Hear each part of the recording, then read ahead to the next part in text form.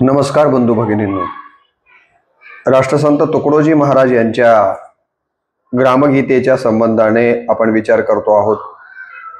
प्रथम व्हिडिओमध्ये आपण ग्रामगीता ही किती अध्यायामध्ये आहे, त्यामध्ये अष्टपंचक आलेले आहेत, त्या अष्टपंचकांचा आपण या ठिकाणी विचार केलेला होता। यामध्ये ज्या प्रस्तावना आलेल्या आहेत किंवा या ग्रामगीतेच्या संबंधानं गणमान्य व्यक्तींनी जी काही मतं व्यक्त केलेली आहेत, या सगळ्यांचा विचार यापूर्वीच्या व्हिडिओमध्ये आपण पाहिलेला आहे। या दुसऱ्या व्हिडिओमध्ये आपण ग्रामगीता जी की 41 अध्यायामध्ये आलेली आहे, 5,500 ओव्या यामध्ये आहेत। तर या 41 अध्यायाचं वैशिष्ट्य असं आहे, या ग्रामगीता हा ग्रंथ जर आपण हातामध्ये घेतला तर लक्षात येतं की या मध्ये प्रत्येक अध्यायाच्या प्रारंभी त्या अध्यायामध्ये आलेल्या विषयानुरूप कार्य करणाऱ्या महापुरुषाचं, संतांचं चित्र दिलं गेलं आहे। त्या संताची, त्या महापुरुषाची माहिती, त्या महामानवाची माहिती त्या अध्यायाच्या प्रथम चित्रासहित दिली गेलेली आहे। आणि अध्यायाच्या शेवटी त्या संताने किंवा त्या महापुरुषांनी जी काही रचना किंवा जो संदेश दिलेला आहे, तो संदेश प्रत्येक अध्यायाच्या शेवटी घेतलेला आपल्याला दिसून येतो। हे देखील मला असं वाटतं की अत्यंत महत्त्वाचं काम या ग्रामगीतेच्या अध्ययनाच्या संबंधाने आपण लक्षात घेतलं पाहिजे। आणि म्हणून मी इथून पुढच्या व्हिडिओच्या मध्ये आपण प्रत्येक अध्यायाच्या प्रारंभी आलेल्या त्या महापुरुषां, कुठल्या अध्यायाच्या प्रारंभी कुठल्या महापुरुषाचं चित्र आलेलं आहे आणि त्या महापुरुषाच्या संबंधाने काय लिहिलं गेलेलं आहे, याचा विचार आपण इथून पुढच्या व्हिडिओच्या माध्यमातून करणार आहोत। यामध्ये पहिला अध्याय जो आहे, त्या अध्यायाच्या प्रारंभी राष्ट्रसंत तुकडोजी महाराजांचं चित्र असून त्या अध्यायाच्या संबंधाने त्याच पद्धतीचा विचार आलेला आहे। दुसरा जो अध्याय या ठिकाणी ग्रामगीतेचा आपल्याला पाहायला मिळतो, तो अध्याय आहे धर्माध्ययन। त्या अध्यायाचं नाव आहे धर्माध्ययन। आणि या दुसऱ्या अध्यायाच्या प्रारंभी जे चित्र दिलं गेलेलं आहे ते स्वामी समर्थ रामदासजींचं दिलं गेलेलं आहे। आणि या ठिकाणी धर्माध्ययनाच्या संबंधानं स्वामीजींनी केलेलं काम हे लक्षात घेऊन सुरुवातीला ज्या काही ओळी दिल्या गेलेल्या आहेत त्या अशा की गुरुजनी ऐसे द्यावेत धडे, गुरुजनी ऐसे द्यावेत धडे, आपुला आदर्श ठेवून पुढे, विद्यार्थी तयार होतात चहूकडे, राष्ट्र होईल तेजस्वी। अशा पद्धतीच्या ओळी त्या चित्राच्या, स्वामी रामदासांच्या चित्राच्या खाली दिल्या गेलेल्या आहेत। आणि मग स्वामीजींचा अल्प परिचय इथे दिला गेलेला आपल्याला दिसून येतो। तर सांगितलं गेलेलं आहे की 300 वर्षापूर्वी दासबोधासारख्या सुगम ग्रंथाद्वारे महाराष्ट्रास धर्मज्ञान देणारे व स्वतः आजीवन ब्रह्मचारी राहून धनुर्धारी रघुवीर व वीर हनुमान यांची गावोगावी प्रस्थापना करीत सूर्य नमस्कारादीद्वारे तरुणांमध्ये धर्म व प्रेम याची कार्यशक्ती जागृत करणारे समर्थ रामदास स्वामी म्हणजे या अध्यायासाठी खऱ्या अर्थानं आदर्श होत अशा पद्धतीचा पहिल्यांदाच या ग्रंथाच्या स्वामीजींच्या चित्राच्या खाली लिहिलं गेलेलं आहे। आणि त्यानंतर या ठिकाणी त्यांचे विचारही दिले गेलेले आहेत दुसऱ्या अध्यायाच्या शेवटी। ते असं म्हणतात की कुग्रामीचा वास आयुष्याचा नाश, कुग्रामीचा वास आयुष्याचा नाश, विद्येचा अभ्यास तेथे कैचा। किती समर्पक दिले गेलेलं आहे बघा। काय म्हटलंय, कुग्रामीचा वास आयुष्याचा नाश, विद्येचा अभ्यास तेथे कैचा, तेथे कैचा देव तेथे कैचा धर्म, तेथे कैचा देव तेथे कैचा धर्म, कैसे कर्मा कर्म कळेची ना, कैसे कर्मा कर्म कळेची ना, कळे ना परीक्षा चातुर्य मर्यादा, कळे ना परीक्षा चातुर्य मर्यादा, लागत से सदा पोटधंदा, लागत से सदा पोटधंदा, पोटधंदा नीच जनाची संगती, पोटधंदा नीच जनाची संगती, तेथे कैची गती विवेकाची, तेथे कैची गती विवेकाची। अशा पद्धतीनं या दुसऱ्या अध्यायामध्ये स्वामीजींनी जे धर्माध्ययनाच्या दृष्टीनं काम केलं त्याच अनुषंगानं स्वामीजींचं अल्पचरित्र आणि स्वामीजींचे या संबंधीचे विचार आपल्याला दुसऱ्या अध्यायाच्या संबंधानं घेतलेले दिसून येतात. ग्रामगीतेचा जो तिसरा अध्याय आहे त्या अध्यायाचं नावच आहे आश्रम धर्म. आणि आश्रम धर्माचं पालन ज्या वारकरी संतातल्या संतांनी केलं त्यामध्ये संत सावता महाराजांचा उल्लेख आपल्याला करावा लागतो.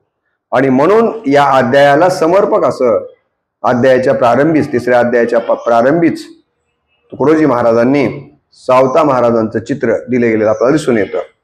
आणि त्यांच्या संबंधानं ज्या ओळी आलेल्या आहेत त्या अशा की आपुले घरची नव्हे घर, आपुले घरची नव्हे घर, विश्व आपुले मकान सुंदर. आपुले घरची नव्हे घर, विश्व आपुले मकान सुंदर. हेची शिकावया असे संसार, हेची शिकावया असे संसार. उद्धारतो याची मार्गे, उद्धारतो याची मार्गे.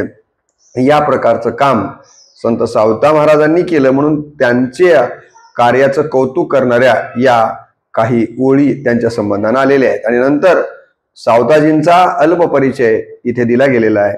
तर इथं असं लिहिलं गेलंय की 600 वर्षापूर्वी प्रपंची आसोनी परमार्थ साधावा.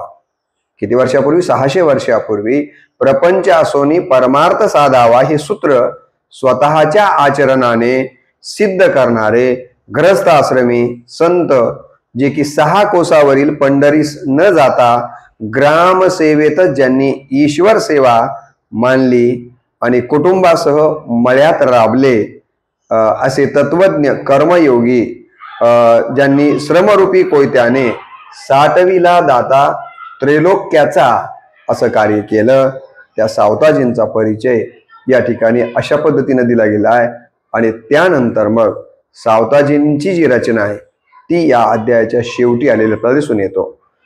सावताजींनी जी रचना अभंग लिहिला तो असा: आमची माळी याची जात, आमची माळी याची जात, शेण लावू बागायत. आमची माळी याची जात, शेण लावू बागायत. आमा हाती मोठ नाडा, आमा हाती मोठ नाडा, पाणी जाते फुलझाडा. आमा हाती मोठ नाडा, पाणी जाते शेत झाडा फुल झाडा. शांती सेवंती फुलली, शांती सेवंती फुलली. प्रेम जाई जुई व्याली, सावताने केला मळा, सावताने केला मळा. विठ्ठल देखी याला डोळा, विठ्ठल देखी याला डोळा.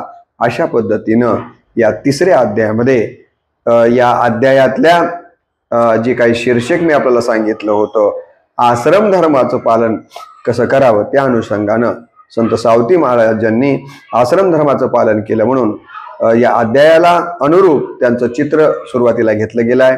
आणि त्यांचा अल्पसा परिचय देऊन मग त्यांची रचना अध्यायाच्या शेवटी दिलेली आपल्याला ग्रामगीतेमध्ये दिसून येते.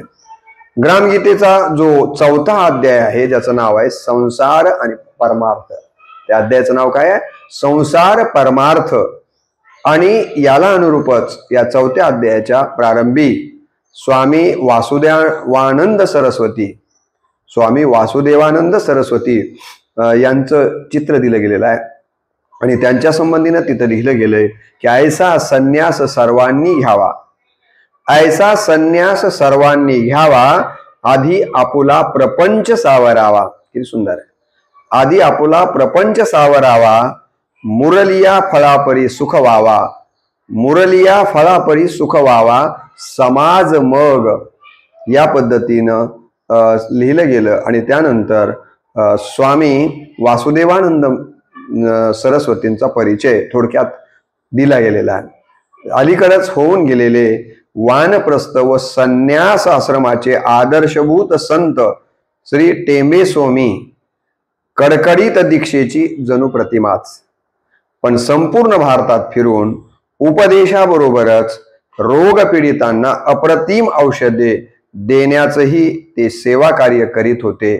असा त्यांचा आश्रम धर्म संसार परमार्थ या दोन्हीला सांभाळून जीवन जगलेल्या या ठिकाणी वासुदेवजींचा स्वामी वासुदेवानंद सरस्वतींचा परिचय दिला गेलाय. आणि अध्यायाच्या शेवटी तशाच पद्धतीचे विचार लिहिले गेलेले आहेत. नको होऊ तू लोकनिंदेस पात्र, नको होऊ तू लोकनिंदेस पात्र, नको लोकनिंदा करू हो सुपात्र, नको लोकनिंदा करू हो सुपात्र, नमी सर्वभूतांसी हो लीन चित्ता, नमी सर्वभूतांसी हो लीन चित्ता, त्वरे आदरेतु स्मरे नित्यदाता, त्वरे आदरेतु स्मरे नित्यदाता, स्मरे नित्यदाता.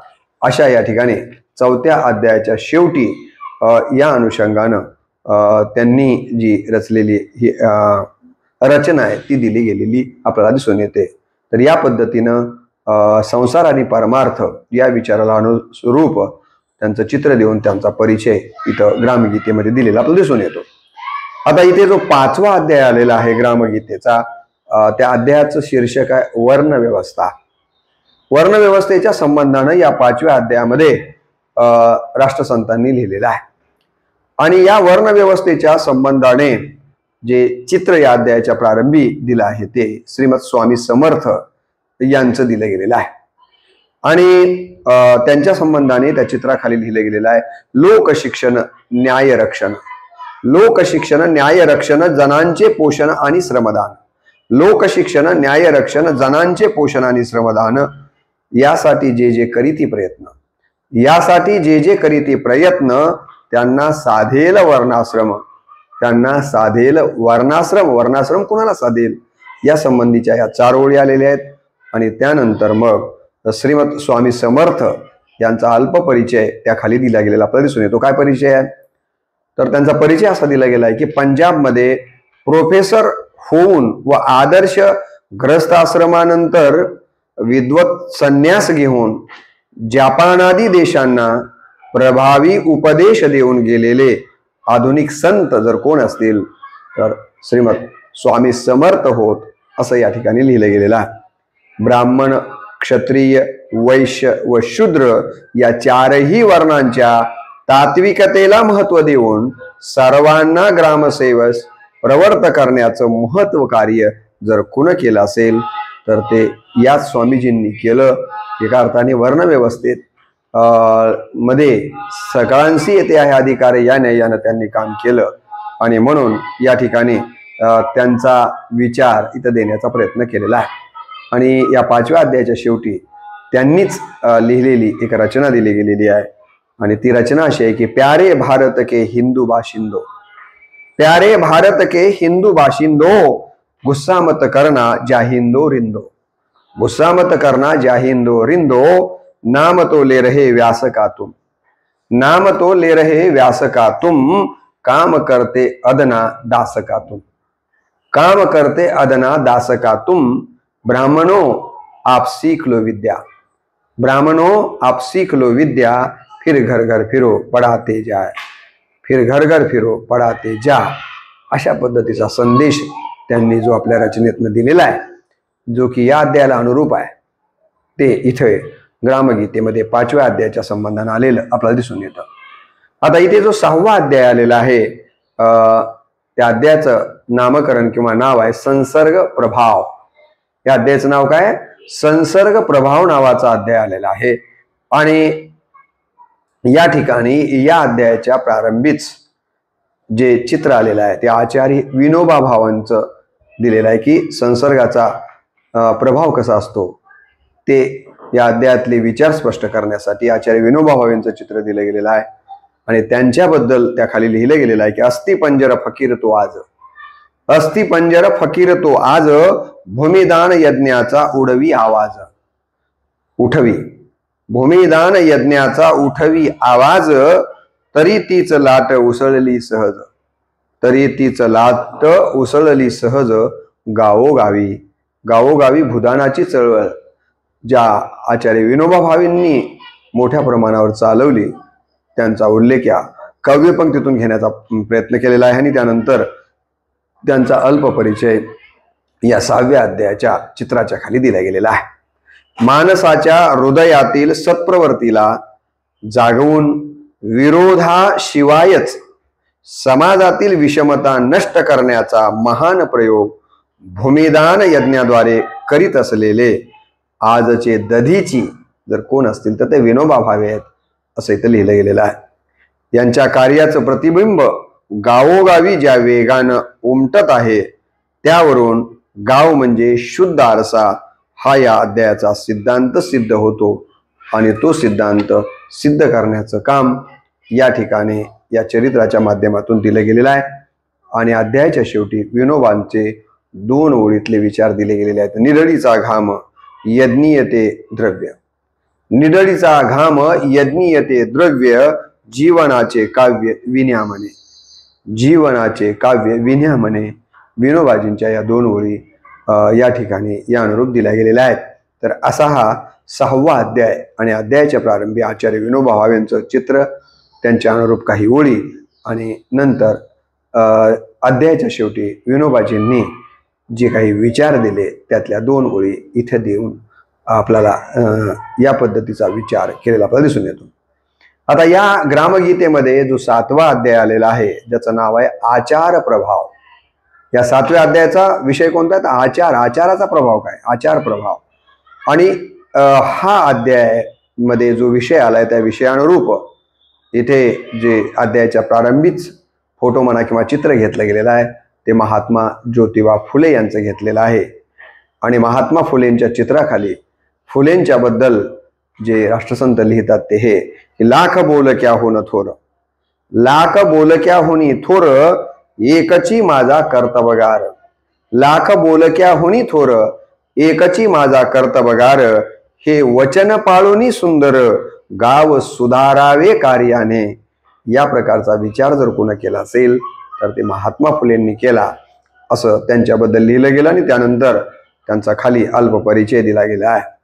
या परिचयाच्या संबंधानं जे लिहिलं गेले ते असं की प्रापंचिक आपत्ती सोसूनही, प्रापंचिक आपत्ती सोसूनही स्त्रिया, अनाथ मुले, अस्पृश्य व श्रमिक समाज यांच्या सुखासाठी झटणारा महाराष्ट्रातला आद्य समाज सुधारक जर कोण असेल तर ते महात्मा फुले आहेत। 1848 मध्ये त्यांनी मुलींची शाळा काढली, 1851 मध्ये अस्पृश्यांसाठी पहिली शाळा काढली आणि 1853 मध्ये बालहत्या प्रदमबंधक गृह स्थापन केलं। 1868 मध्येच त्यांनी अस्पृश्यांना आपली स्वतःची विहीर खुली करून दिली। अशी नेटाने सेवा स्वतःपासून सुरू करून पुरुषच नाही तर स्त्रियांना देखील शिक्षणाच्या प्रवाहामध्ये आणण्याचं काम ज्या महात्म्यानं केलं ते म्हणजे महात्मा फुले। आणि मग या अध्यायाच्या 7व्या अध्यायाच्या शेवटी महात्मा फुलेंनी ज्या रचना रचलेली आहे त्याचा एक उदाहरण या ठिकाणी किंवा त्यांची एक रचना दिलेली आहे। तर ती अशी, सर्व धर्मामध्ये आत्मज्ञान श्रेष्ठ, सर्व धर्मामध्ये आत्मज्ञान श्रेष्ठ, कोणी नाही भ्रष्ट ज्योती म्हणे। सर्व धर्मामध्ये आत्मज्ञान श्रेष्ठ, कोणी नाही भ्रष्ट ज्योती म्हणे। खरी नीती हाची मानवाचा धर्म, खरी नीती हाची मानवाचा धर्म, बाकीचे अधर्म ज्योती म्हणे, बाकीचे अधर्म ज्योती म्हणे। सत्याविन नाही जगी अन्य धर्म, सत्याविन नाही जगी अन्य धर्म, कळवावे वर्म ज्योती म्हणे, कळवावे वर्म ज्योती म्हणे। ज्योतिबांनी जे या पंक्तींच्या माध्यमातून विचार दिले ते विचार या 7व्या अध्यायाच्या शेवटी दिले गेलेले आपल्याला दिसून येतात। तर असा हा 7वा अध्याय आणि त्या अध्यायातल्या शीर्षकाप्रमाणे महात्मा ज्योतिबा फुलेंचं चित्र, त्यांचा अल्प परिचय आणि त्यांचा विचार अशा पद्धतीनं इथं गुंफलेला आपल्याला दिसून येतो। आता जो ग्रामगीतेमध्ये 8वा अध्याय आलेला आहे त्या अध्यायाचं नाव आहे प्रचार महिमा। या अध्यायाचं नाव काय आहे तर प्रचार महिमा। आणि प्रचार महिमा कुणी खऱ्या अर्थानं आपल्या आयुष्यामध्ये उतरविला याचं उदाहरण म्हणून त्यांनी तथागत भगवान गौतम बुद्ध यांचं चित्र तिथं दिलेलं आहे। आणि तथागतांच्या संबंधाने लिहिताना या ठिकाणी जे लिहिलं गेलं ते की हाती न घेता तरवार, हाती न घेता तरवार बुद्ध राज्य करी जगावर, हाती न घेता तरवार बुद्ध राज्य करी जगावर, त्यासी कारण एक प्रचार प्रभावशाली, त्यासी कारण एक प्रचार प्रभावशाली। तर या जगामध्ये हातात तलवार न घेता जर आपल्या धर्माचा प्रचार खऱ्या अर्थानं करता येतो याचं प्रचाराचा जर आदर्श उदाहरण कोण असेल तर तथागत गौतम बुद्ध आहेत. या पद्धतीचं त्यांच्याबद्दल लिहिलं गेलंय आणि त्यानंतर त्यांचा संक्षेपामध्ये परिचय देताना सांगितलं गेलं की 2500 वर्षापूर्वी जगाचं दुःख निवारण्यासाठी राजत्याग करून तपस्वी झालेले बुद्ध प्रवर्तक यांनी प्रथम आपल्या पंचभिक्षूंना त्यांनी काय केलं तर प्रथम आपल्या पंचभिक्षूंना प्रचाराची या ठिकाणी काय केलेली आहे तर प्रचाराची जबाबदारी सोपवलेली आपल्याला दिसून येते. व स्वतःही 45 वर्ष प्रचारार्थ भ्रमण केले. अलीसारख्या वेश्या व अशोकासारखे क्रूर सम्राट बौद्ध प्रचारानेच बदलून गेले व जगातील असंख्य देश बुद्ध धर्मी झाले. आजही जगातील 40 कोटी लोक बुद्ध अनुयायी आहेत व भारताच्या ध्वजावर अशोक चक्र विराजित आहे. स्वामी विवेकानंद म्हणतात, बुद्धानेच प्राय या देशात धर्म प्रचाराची प्रथा सर्वप्रथम सुरू केली व तीही संस्कृतऐवजी लोकभाषेतून. प्रचाराचा आदर्श याहून आणखीन वेगळा कोणता असू शकतो. म्हणून या अध्यायाला अनुरूप त्यांनी या ठिकाणी तथागत गौतम बुद्धांचं या ठिकाणी उदाहरण दिलेलं आपल्याला दिसून येतं. आणि या अध्यायाच्या शेवटी तथागतांनी दिलेला विचार दिलाय. तथागत म्हणतात, भिक्षूंनो धर्म वादविवादात नाही. भिक्षूंनो धर्म वादविवादात नाही, तो प्रत्यक्ष वागणुकीत आहे. आधी स्वतः त्याचा आचार करा आणि मग गावोगावी दारोदारी फिरून लोकात त्याचा प्रचार करा. सगळीकडे सुख शांतीची एक लाट पसरून जाऊ द्या असा संदेश तथागतांनी दिला होता.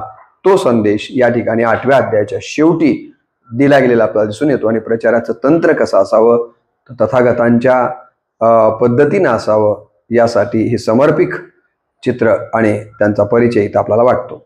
अध्याय 9वा जो या ठिकाणी आलेला आहे त्या अध्यायाचं नाव आहे सेवा सामर्थ्य. अध्यायाचं नाव काय, सेवेचं सामर्थ्य काय. आणि त्यासाठी श्री संत दामाजी महाराजांचं उदाहरण दिलं गेलेलं आहे. आपल्याला माहित असेल की संत दामाजींचा मोठा आदरानं उल्लेख वारकरी संप्रदायामध्ये किंवा संत मांदिरी यांच्यामध्ये केला जातो. कशा पद्धतीने सेवा हाच धर्म मानून वागलं पाहिजे. तर या अध्यायाला अनुरूप समर्पक असं संत दामाजी महाराजांचं चित्र तिथं दिलं गेलेलं आहे. आणि त्यांच्याबद्दल लिहिलं गेलंय, संत दामाजीने सेवा केली. संत दामाजीने सेवा केली, प्रसंगी धान्य कोठारे लुटविली. संत दामाजींनी सेवा केली, प्रसंगी धान्य कोठारे लुटविली. देवानेही कदर केली, फेडले ऋण येवोनी. देवानेही कदर केली, फेडिले ऋण येवोनी असं संत दामाजींच्या बद्दल लिहून दामाजींचा परिचय इथं दिलेला आहे. काय परिचय दिलाय की 13व्या शतकामध्ये महाराष्ट्रात 12 वर्षाचा दुर्गादेवीचा दुष्काळ पडला असता मंगळवेढ्याचे सुभेदार दामाजी यांनी सरकारी धान्य लुटून लोकांचे प्राण वाचविले व एका देवहृदयी महाराने त्यांच्यावर होणाऱ्या राजकोपाचं निवारण केलं. हर हर विठ्ठल जगदुद्धार झाला महार मजसाठी या पद्धतीनं या ठिकाणी आलेला विचार आपल्याला दिसून येतो. आणि ही जी काही दामाजींचं चरित्र आहे हेच खऱ्या अर्थानं सेवेचं सक्रिय उदाहरण आहे असं या ठिकाणी आपल्याला म्हणता येईल. आणि या ठिकाणी सेना महाराजांचा, दामाजींच्या बद्दलचा सेना महाराजांचा अभंग या अध्यायाच्या शेवटी म्हणजे 9व्या अध्यायाच्या शेवटी दिलेला आपल्याला दिसून येतो. काय अभंग आहे, करिता परोपकार त्याच्या पुण्या नाही पार. करिता परोपकार त्याच्या पुण्या नाही पार, करिता परपीडा त्याच्या पापा नाही जोडा.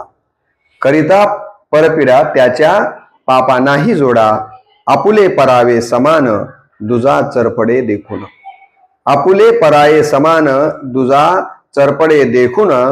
आवडे जगाजे काही, आवडे जगाजे काही तैसे पाही करावे. उघडा घात आणि हित, उघडा घात आणि हित. सेना म्हणे हे निश्चित, सेना म्हणे हे निश्चित. ही सेना नाव्यांची रचना या 9व्या अध्यायाच्या शेवटी दिली गेली आपल्याला दिसून येतो. आणि या ग्रामगीतेमध्ये जो 10वा अध्याय आलेला आहे त्या अध्यायाचं नाव आहे संघटन शक्ती. संघटन कसं करावं, संघटनाची शक्ती कशी असते, आणि याचं समर्पक उदाहरण म्हणून जे चित्र दिलं गेलेलं आहे ते श्री गुरु गोविंद सिंहांचं दिलं गेलेलं आहे.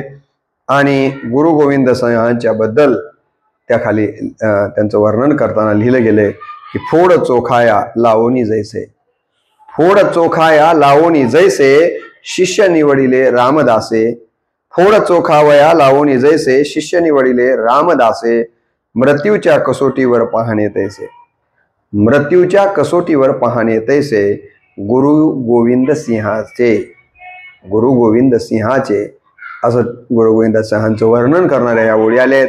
आणि त्यानंतर त्यांचा अल्प परिचय देताना सांगितलं गेले की शीख धर्माचे 10वे गुरु, शीख धर्माचे 10वे गुरु व वीर संत सन 1700 मध्ये आनंदपूर येथे यज्ञ करून गुरु दक्षिणा म्हणून धर्मासाठी शीर द्यायला कोण तयार आहे, अशी त्यांनी विशाल समाजाला हाक दिली.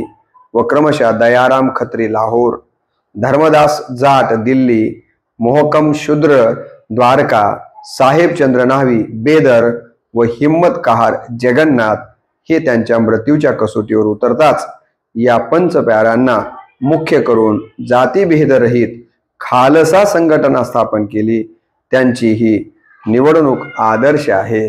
आणि म्हणून मुद्दाम या ठिकाणी त्यांचं चरित्र किंवा त्यांचा फोटो चित्र इथं घेतलं गेलं आपल्याला दिसून येतं. आणि या 10व्या अध्यायाच्या शेवटी गुरु गोविंद सिंहांची जी रचना आहे ती दिली गेली आपल्याला दिसून येते. तर काय म्हणतात बघा, चिड़ियों से मैं बाज लड़ाऊं, चिड़ियों से मैं बाज लड़ाऊं, 1.25 लाख से एक लड़ाऊं, चिड़ियों से मैं बाज लड़ाऊं, 1.25 लाख से एक लड़ाऊं, जब गुरु गोविंद नाम कमाऊं, जब गुरु गोविंद नाम कमाऊं. याप्रमाणे शिकरा पक्षी शूरतेचे प्रतीक म्हणून या ठिकाणी पुढे केलेला आपल्याला दिसून येतो. गुंड राज्याच्या कार्यार्थ स्वतःच्या मुलांची व सर्वस्वाची आहुती देणारा हा महात्मा म्हणजे ग्रामनेत्याचं स्फूर्ती केंद्रच होतं. ही गोष्ट आपण लक्षात घेतली पाहिजे.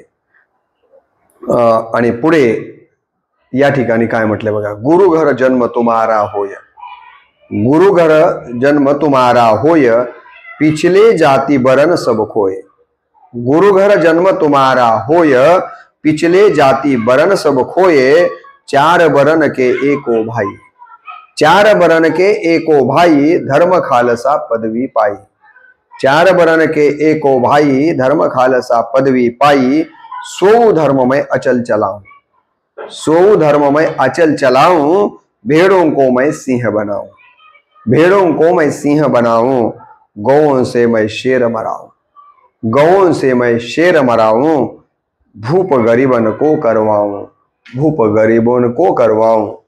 असा मला असं वाटतं की गायी कडून देखील म्हणजे कमजोर समजल्या जाणाऱ्यांकडून देखील मी शूरत्व करून घेईन, ही ताकद मी त्यांच्यात निर्माण करीन.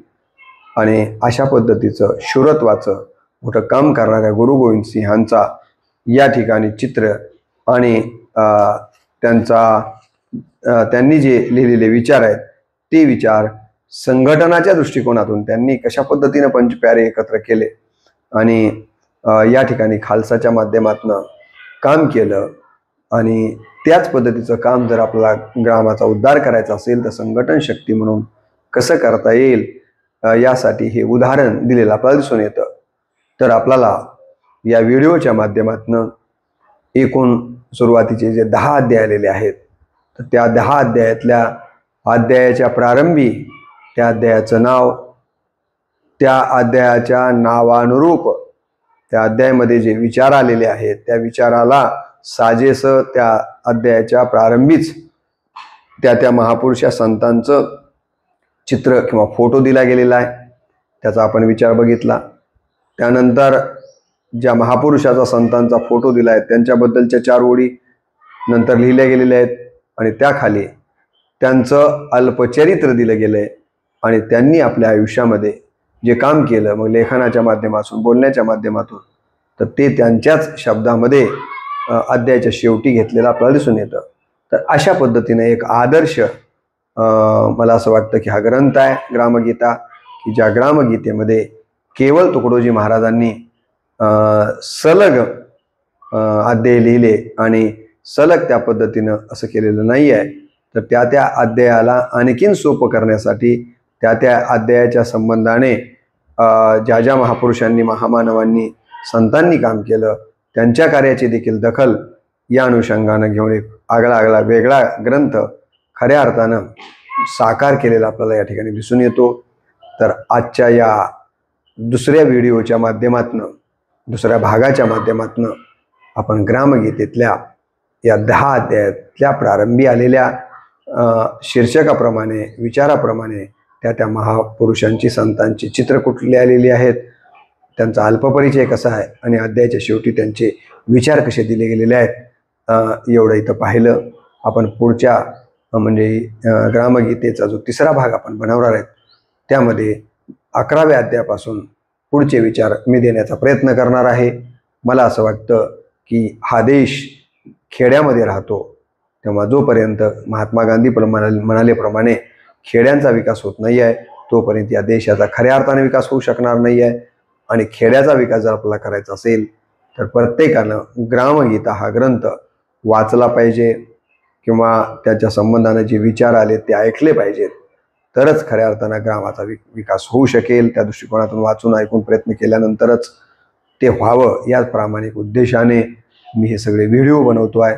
आपल्या सगळ्यांना कळकळीची विनंती आहे की आपण आत्ता जसा व्हिडिओ सगळा श्रवण केलात आणि असेच जर वेगवेगळे व्हिडिओ आपल्याला श्रवण करायचे असतील तर माझं इंग्रजीमधून नाव असलेलं रामकृष्ण बदने हे यूट्यूब चॅनल जर सबस्क्राईब केलं नसेल तर ते आपण करावं आणि हे विचार जास्तीत जास्त लोकांच्यापर्यंत पोहोचवण्यासाठी शेअर करून याबद्दल आपले काही म्हणणं असेल तर ते कमेंट बॉक्समध्ये नोंदवावं, एवढीच अपेक्षा या निमित्तानं व्यक्त करतो।